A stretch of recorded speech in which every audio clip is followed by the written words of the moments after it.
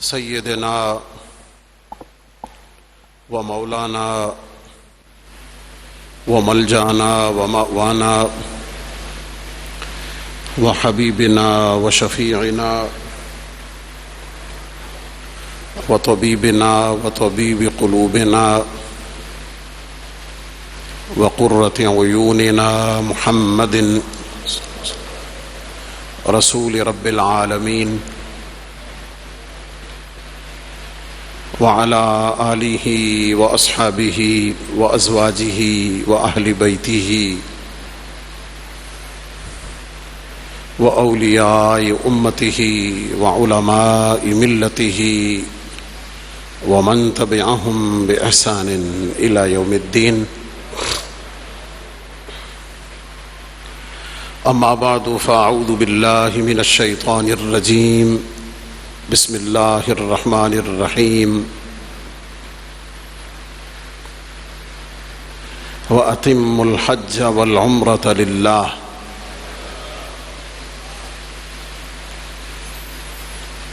صدق اللہ العظیم وصدق رسولہ النبی الکریم. ان اللہ وملائکتہ یصلون علی النبی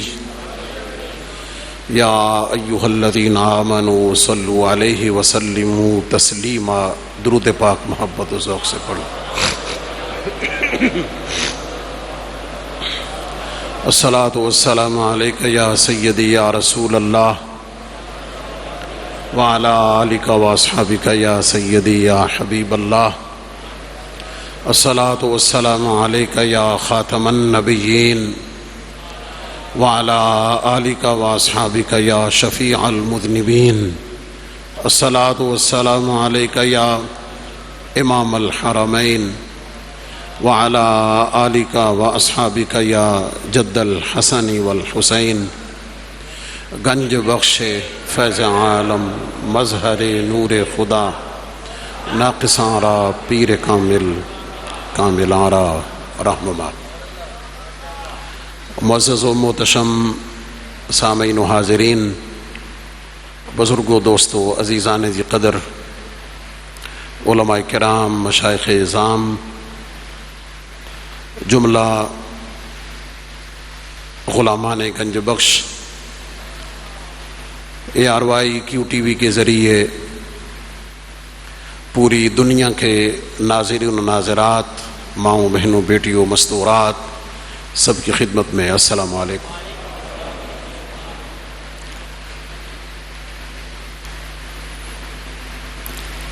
ماہ ذو الحجہ کا آغاز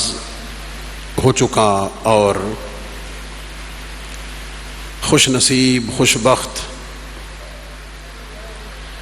جنہیں اللہ کے گھر سے بلاوا آیا اور جنہیں آقا کریم صلی اللہ علیہ وسلم نے کرم فرما کے یاد فرمایا، وہ خوش نصیب، خوش بخت جن کی روحوں نے حضرت ابراہیم خلیل اللہ کی حج کی ندا پر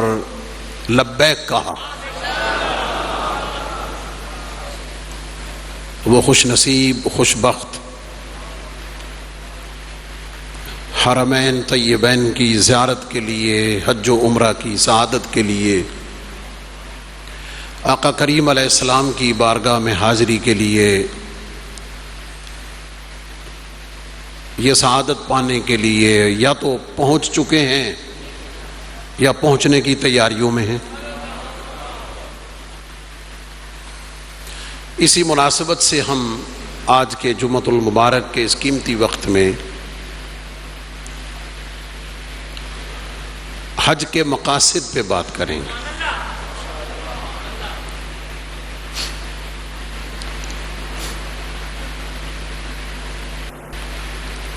گفتگو کے باقاعدہ آغاز سے پہلے آج کا جمعۃ المبارک اس اعتبار سے کچھ میرے لیے خاص ہے کہ میرے مربی محسن مشفق، جنہیں مجھ سے زیادہ آپ بہتر جانتے ہیں اور زیادہ جانتے ہیں، استاذ العلماء حضرت علامہ قاری محمد عارف سیالوی نازش اہل سنت تشریف فرما ہیں، جنہیں حضور فیض عالم کی اس مسجد میں مدت دراز تک امامت کے، خطابت کے، خدمت کے طویل عرصے تک یہ اعزاز ان کو حاصل رہا، اور ولی کامل استاذ العلماء درویش کامل حضرت علامہ مولانا محمد سعید احمد نقشبندی رحمۃ اللہ تعالی علیہ، ان کی نیابت میں حضور فیض عالم کے فیضان کو عام کرنے میں اپنی پوری زندگی خرچ اور صرف کر دی، وہ آج خاص طور پہ تشریف فرما ہیں۔ میں انہیں خوش آمدید بھی کہتا ہوں، اور اس فقیر کی یہاں خطابت کی سعادت سے لے کر آج تک ہر معاملے میں، رہنمائی میں، سرپرستی میں، شفقتوں میں ہمیشہ جن کا سایہ عاطفت رہا، میں اس پر ہمیشہ ان کے لیے دعا گو اور سپاس گزار رہتا ہوں۔ آپ دعا فرمائیں رب کائنات آپ کی خدمات کو قبول فرمائے اور اس کی برکتوں سے ان کو ہم سب کو مالا مال فرمائے، اور ان کے ساتھ برطانیہ کی سرزمین سے ہمارے بڑے معزز و محتشم اسکالر، عالم دین، جنہیں اللہ رب العزت نے خاص طور پر عقیدہ ختم نبوت کی خدمت کے لیے چنا ہے، آپ کی متعدد تصانیف، جن میں 365 درس حدیث اور ایک بڑا کمپریہنسو انسائکلوپیڈیا انٹروڈکشن ہسٹوریکل ترتیب کے ساتھ مرزا غلام محمد قادیانی کی تاریخ پر بڑی وسیع تصنیف اسی نام سے آپ نے تالیف کی ہے، ہم اس پر مبارک بھی پیش کرتے ہیں، اور حضور علیہ السلام کے عقیدہ ختم نبوت کی خدمت کی سعادت پر ان کو مبارک بھی پیش کرتے ہیں۔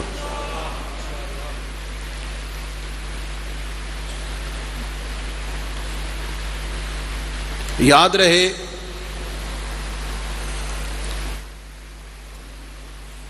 حج اسلام کے بنیادی ارکان خمسہ میں سے 5 ارکان میں سے اہم ترین رکن ہے،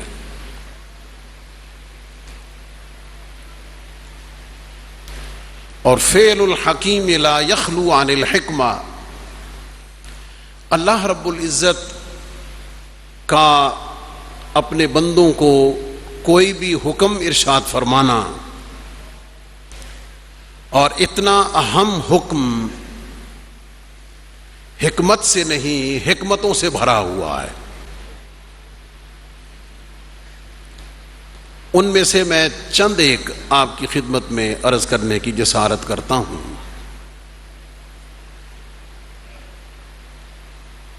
ایمان والے پوری دنیا میں مختلف پہچانوں کے ساتھ سکونت پذیر ہیں،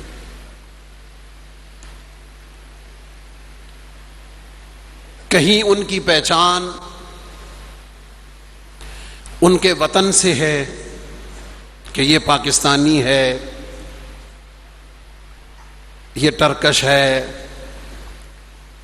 یہ افغانی ہے،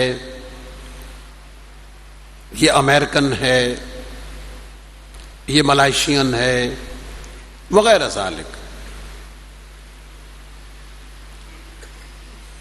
مختلف پہچانوں کے ساتھ دنیا میں آباد ہیں، وہ پہچان وطن کی ہے،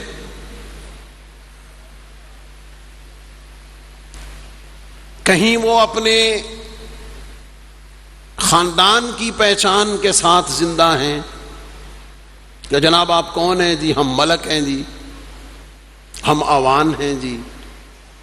ہم راجپوت ہیں جی، ہم ارائی ہیں جی، وغیرہ ذالک۔ اور قرآن مجید اس کو یوں ارشاد فرماتا ہے سورہ حجرات میں، بسم اللہ الرحمن الرحیم، یا ایھا الناس انا خلقناکم من ذکر وانثی وجعلناکم شعوبا وقبائل لتعارفوا۔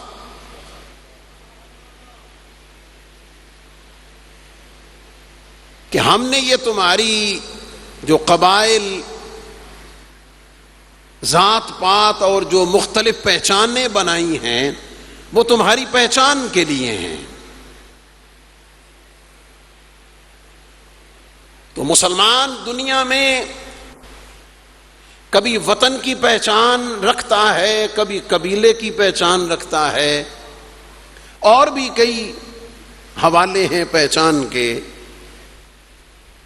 سمجھانا مقصود ہے مسلمان اللہ کی وحدانیت اور آقا کریم علیہ السلام کی رسالت و نبوت، اسلام کی حقانیت کو ماننے والا ہے، مسلمان ہے، مومن ہے۔ دنیا میں کہیں بھی ہے پہچان اپنی رکھتا ہے، اپنے وطن میں ہو تو وطن کی پہچان ہے، خاندان میں ہو تو خاندان کی پہچان ہے، معاشرے میں ہو تو معاشرے کے اعتبار سے پہچان ہے، گھر میں ہو تو گھر کے منصب کے اعتبار سے پہچان ہے۔ رب کائنات نے حج عطا کیا، حج جیسا اہم فریضہ عطا کیا۔ حج کے مقاصد میں سے پہلا مقصد کہ مومنوں، میرے محبوب کے غلاموں، دنیا میں جہاں بھی رہتے ہو تمہاری پہچان اپنی ہے، تمہارا نشان اپنا ہے۔ سال میں ایک مرتبہ اکٹھے ہو جاؤ ذرا،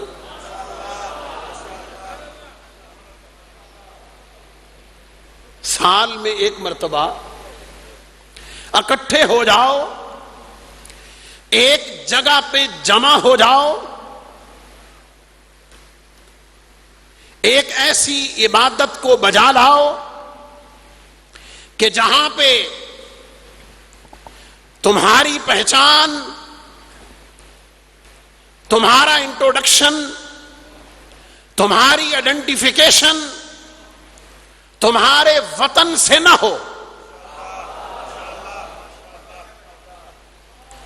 جہاں تمہاری پہچان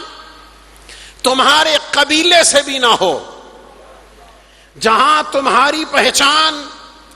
تمہاری رنگ نسل سے نہ ہو، جہاں تمہاری پہچان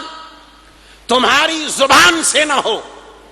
جہاں تمہاری پہچان تمہارے لباس سے نہ ہو، جہاں تم اپنی ہر پہچان کو اپنے وطن میں چھوڑ کے آؤ، ایک ایسی جگہ پہ، ایک میدان میں، ایک لباس میں، ایک حیات میں، ایک ترانے میں اکٹھے ہو جاؤ جہاں تمہاری پہچان وطن سے نہیں، لباس سے نہیں، زبان سے نہیں، کلچر سے نہیں، صرف محبوب کے غلام اور امتی۔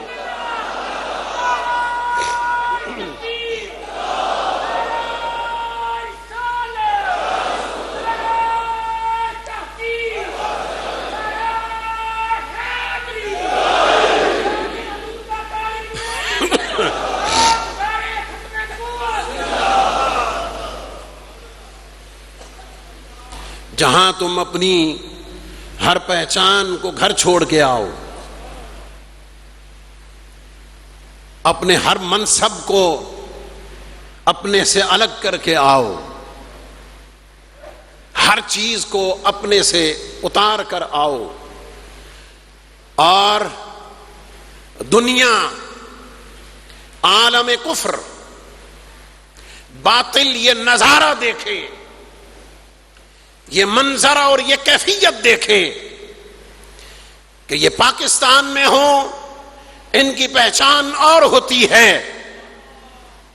یہ ہندوستان میں ہو ان کی پہچان اور ہوتی ہے، امریکہ، یورپ، برطانیہ میں ہو ان کی پہچان اور ہوتی ہے۔ اے غلامان مصطفیٰ،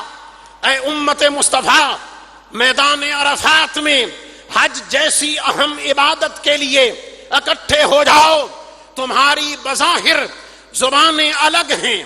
تمہاری لینگویجز الگ ہیں، تمہارے لباس الگ ہیں، تمہارا کلچر الگ ہے، تمہارا رہن سہن الگ ہے، پسند ناپسند الگ ہے، لیکن آج جب تم میری بارگاہ میں حاضر ہو، سب کے بدن پہ سفید 2 چادریں ہو جائیں،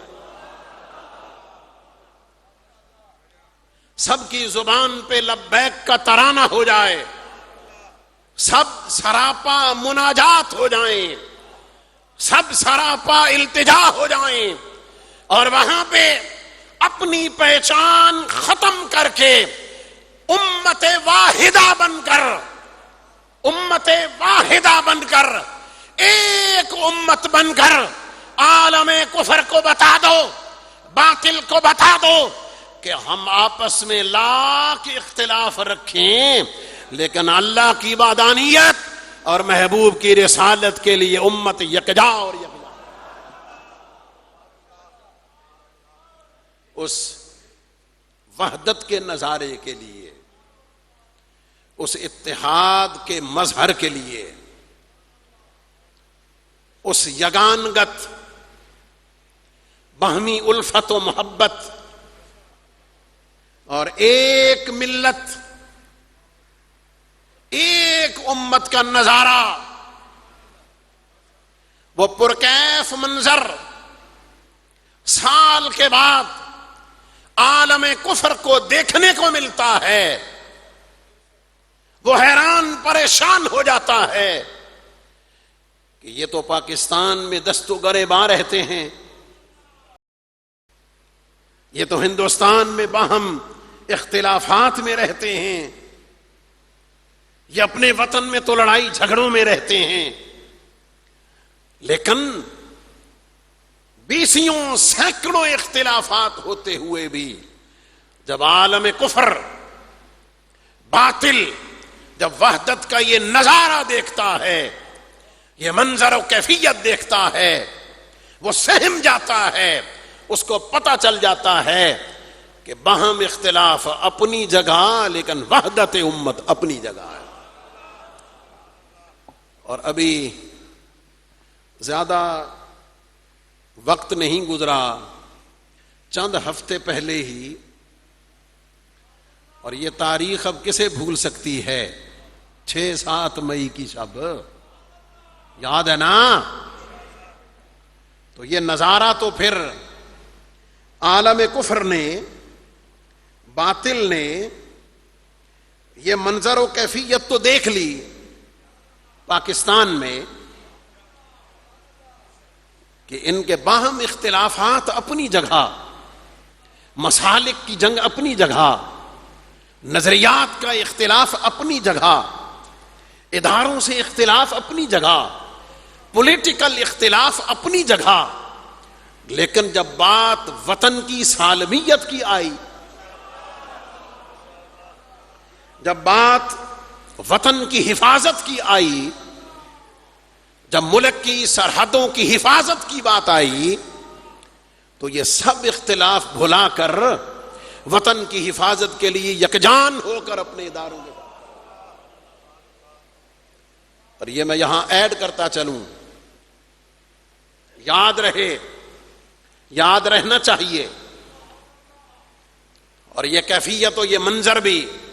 متعدد مرتبہ دنیا نے، امت نے دیکھا ہے کہ اسی طرح جب بات عقیدہ ختم نبوت کی آئے گی، جب بات ناموس رسالت مآب صلی اللہ علیہ وسلم کی آئے گی، جب آقا کریم علیہ السلام کی عزت و ناموس کی اور ختم نبوت کی بات آئے گی، مسالک کے اختلاف پیچھے رہ جائیں گے، لسانی اختلاف پیچھے رہ جائیں گے، علاقائی تعصبات پیچھے رہ جائیں گے۔ امت حضور کی عزت و ناموس کی حفاظت کے لیے اور ختم نبوت کے تحفظ کے لیے کل بھی یکجان تھی اور آج بھی انشاءاللہ یکجان۔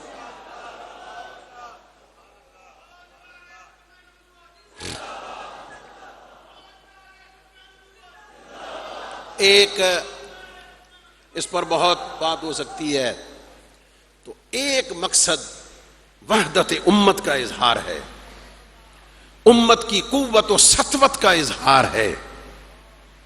امت کی من حیث الامہ شان و شوکت کا اظہار ہے۔ ایک لباس میں، ایک ترانے میں، ایک حیت و کیفیت میں، ایک منظر میں، ایک منزل کی جستجو میں، ایک ہی راستے پر، ایک ہی منزل کی تلاش میں یکسو ہو کر، یکجان ہو کر، ایک امام کی اقتداء میں ترانہ ایک ہی ہے، ترانہ ایک ہی ہے۔ لبیک اللہم، مولا ہم حاضر ہیں، مولا ہم تیری بارگاہ میں حاضر ہیں، ہم حاضر ہیں، ہماری حاضری کو قبول فرما لے۔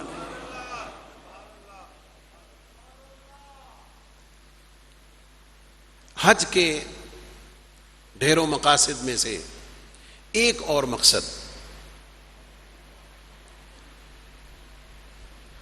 یکسوئی ہے، کمپلیٹ کنسنٹریشن ہے، پورا دھیان اور توجہ ایک طرف کرنا ہے۔ وہ کیسے؟ آپ کو پتا ہونا چاہیے کہ حج صاحب استطاعت پر ساری زندگی میں ایک مرتبہ فرض ہے۔ سعادت کی بات ہے، ہر سال اللہ کریم اسباب عطا فرمائے تو جاتا رہے، حج بدل کرے، دوسروں کے لیے کرے، اسباب کی دستیابی پر۔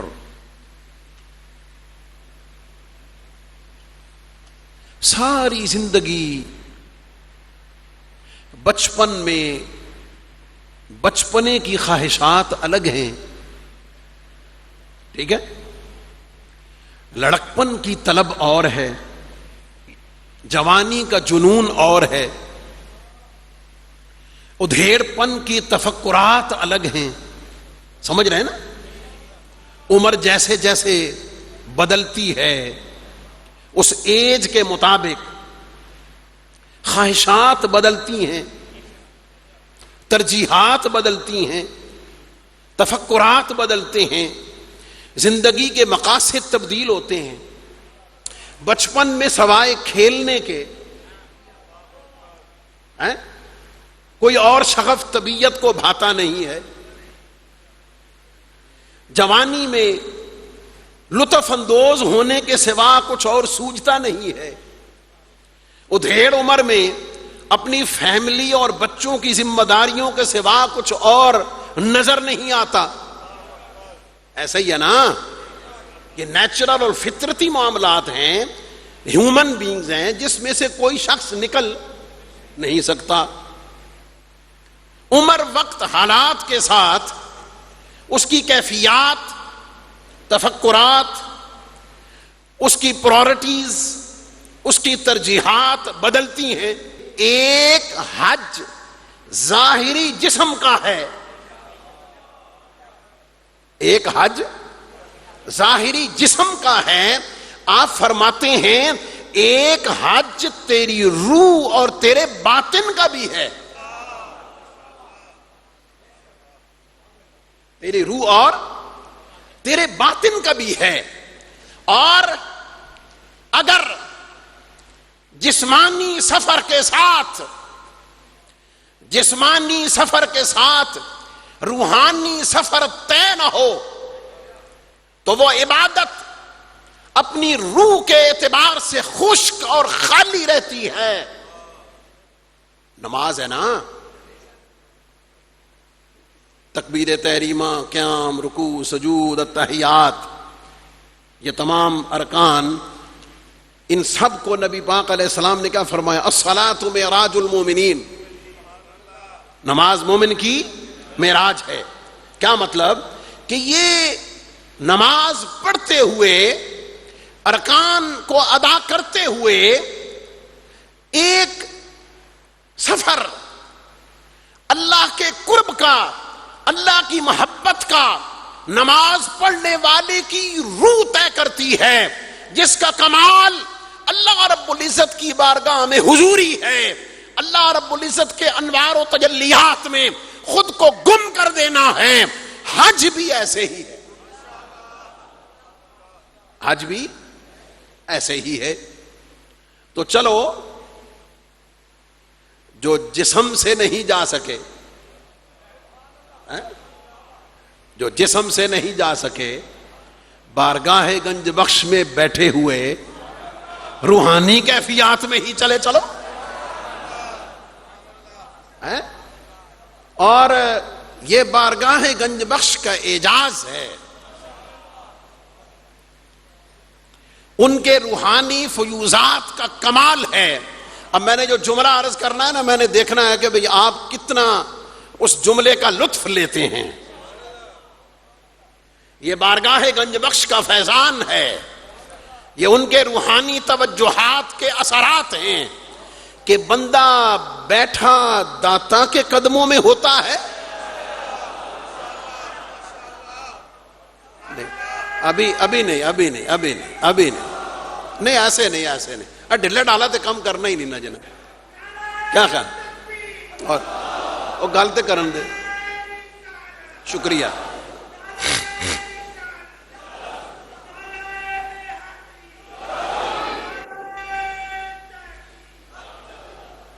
شکریہ۔ گل تو پوری کرن دے اللہ لے، توجہ جی۔ بندہ بیٹھا بارگاہ گنج بخش کے قدموں میں ہوتا ہے۔ اب جملہ سنیں، حاضر بارگاہ گنج بخش میں ہوتا ہے، حاضر بارگاہ گنج بخش میں ہوتا ہے، مدینے کی حضوری کے مزے لیتا ہے۔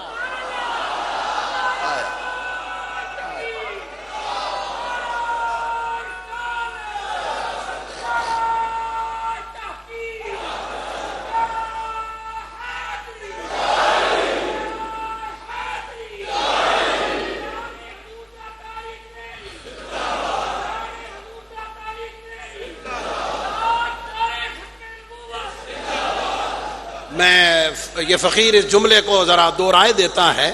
تاکہ آپ اس کا لطف لیں، اور جب بارگاہ گنج بخش میں حاضری دیں تو یہ کیفیت فیل کریں، یہ کیفیت محسوس کریں کہ یہ بارگاہ گنج بخش کی حاضری کا، ان کے روحانی فیوزات کا اعجاز ہے، یہ حضور فیض عالم کے روحانی توجہات کا ثمر ہے کہ بندہ بیٹھا بارگاہ گنج بخش میں ہوتا ہے، حاضر حضور فیض عالم کی بارگاہ میں ہوتا ہے، مزے مدینے کی حضوری کے لیتا ہے۔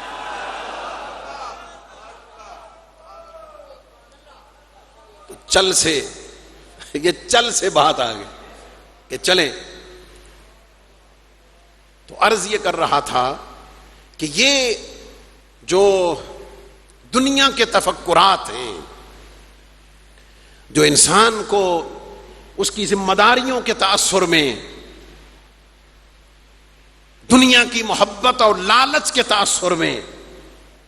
حرص و ہوس کے دائرے میں رہ کر کہیں نہ کہیں مومن ہوتے ہوئے، مسلمان ہوتے ہوئے اسے اللہ رب العزت کی بارگاہ سے کاٹ کے رکھتے ہیں،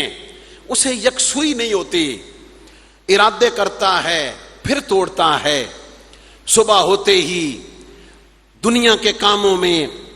اہل خانہ کی ضروریات کو پورا کرنے میں، جاہ و منصب کے تقاضوں کو نبھانے میں اپنا پورا دن گزارتا ہے، ہفتے گزارتا ہے، سال گزارتا ہے، عمر گزر رہی ہوتی ہے، رب کائنات نے حج دیا، حج کے مقاصد بتا رہا ہوں، حج عطا فرمایا کہ بندے توجہ ہے، تو مک جانا تیرے کم نہیں مکنے،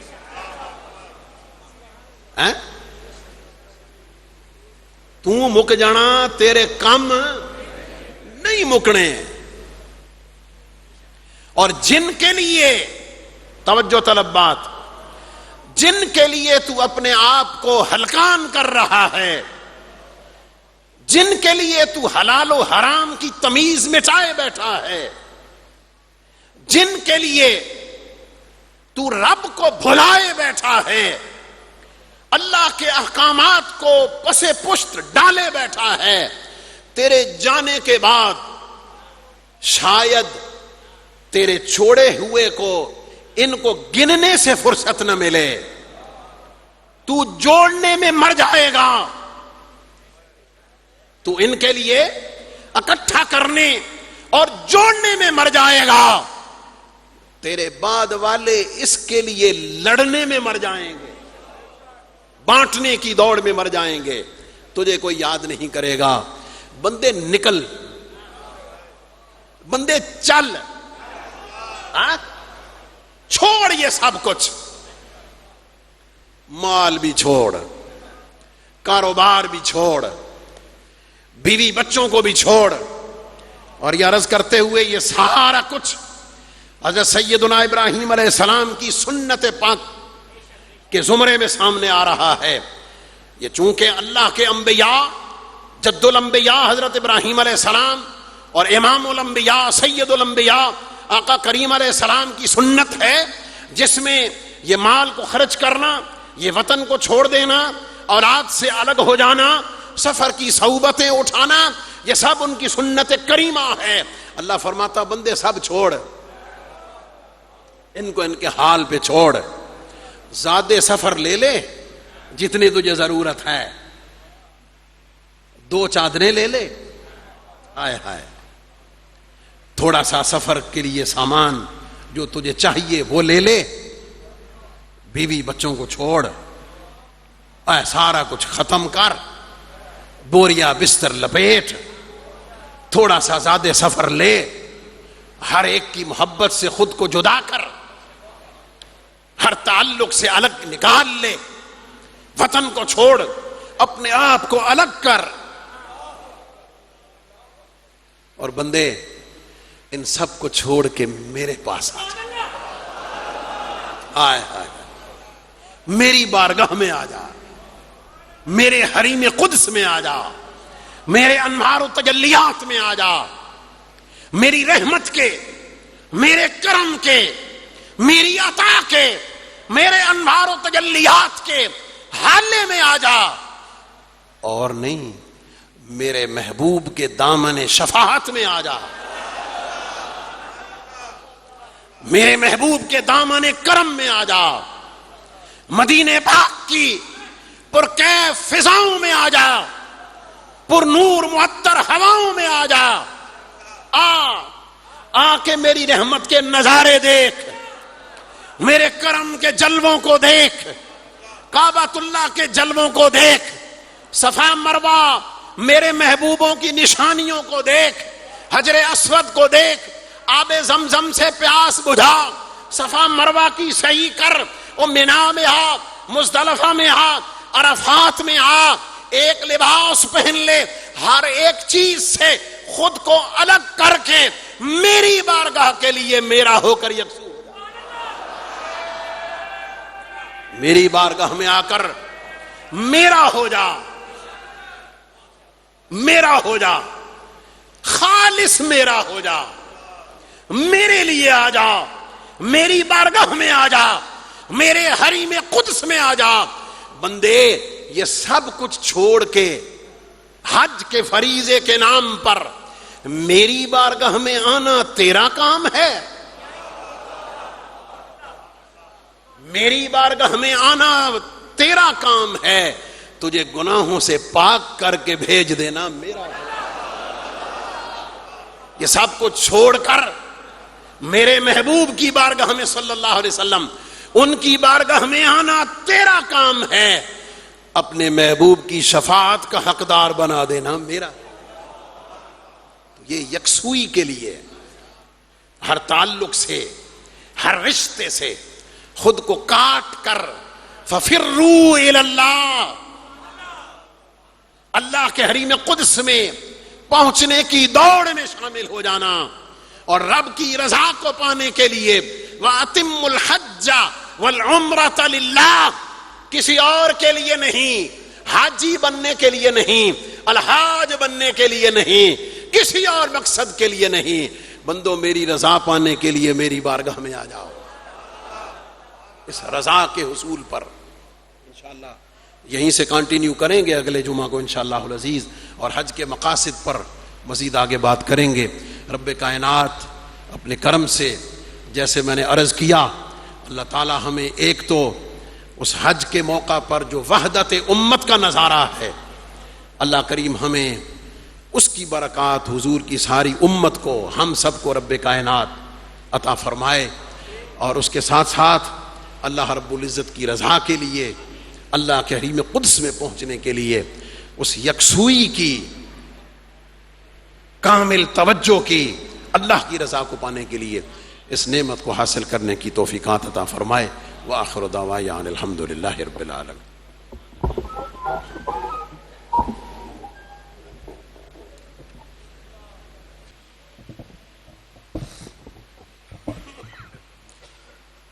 اللہ اکبر، اللہ اکبر،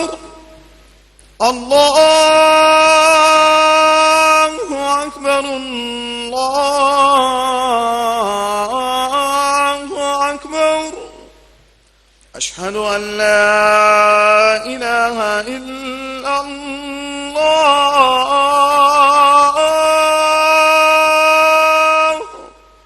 اشہد ان لا الہ الا اللہ،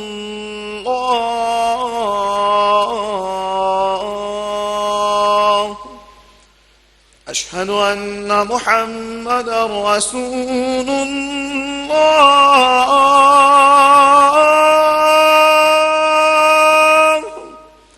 اشہد ان محمد رسول اللہ،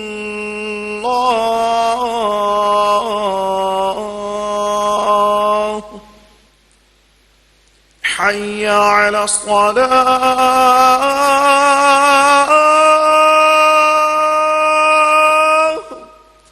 حی علی الصلاة،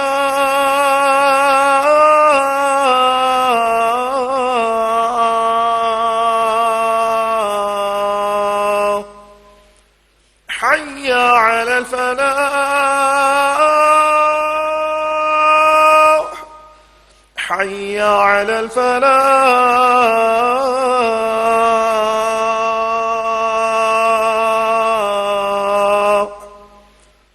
اللہ اکبر، اللہ اکبر، لا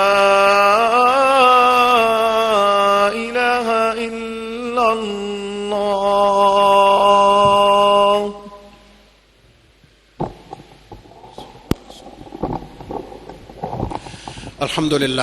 الحمد للہ وحدہ والصلاة والسلام علی من لا نبی بعدہ وعلى آلہ واصحابہ الذین وفوا عہدہ، اما بعد فاعوذ باللہ من الشیطان الرجیم، بسم اللہ الرحمن الرحیم، ففروا الی اللہ۔ بارک اللہ لنا ولکم فی القرآن العظیم، ونفعنا وإیاکم بالآیات والذکر الحکیم، انہ تعالی ملک کریم جواد بر الرؤوف الرحیم۔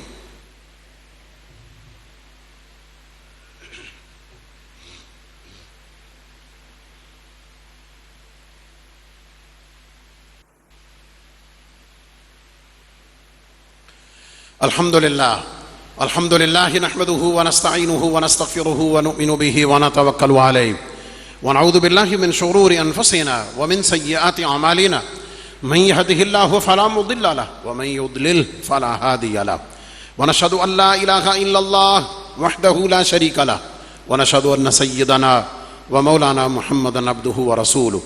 إن الله وملائكته يصلون على النبي يا أيها الذين آمنوا صلوا عليه وسلموا تسليما صلى الله تعالى عليه وعلى آله وأصحابه وبارك وسلم أبدا لا سيما على أولهم بالتصديق أمير المؤمنين أبي بكر الصديق رضي الله تعالى عنه وعلى أعدل الأصحاب أمير المؤمنين عمر بن الخطاب رضي الله تعالى عنه وعلى جامع القرآن أمير المؤمنين عثمان بن عفان رضي الله تعالى عنه وعلى أسد الله الغالب أمير المؤمنين علي بن أبي طالب كرم الله تعالى وجهه الكريم وعلى ابنه الكريمان السعيدان الشهيدان القمرين المنيرين سيدينا أبي محمد الحسن وأبي عبد الله الحسين رضي الله تعالى عنهما وعلى أمهما سيدة النساء فاطمة الزهراء رضي الله تعالى عنها وعلى سائر فلاق الأنصار والمهاجرة وعلينا معهم يا أهل التقوى وأهل المغفرة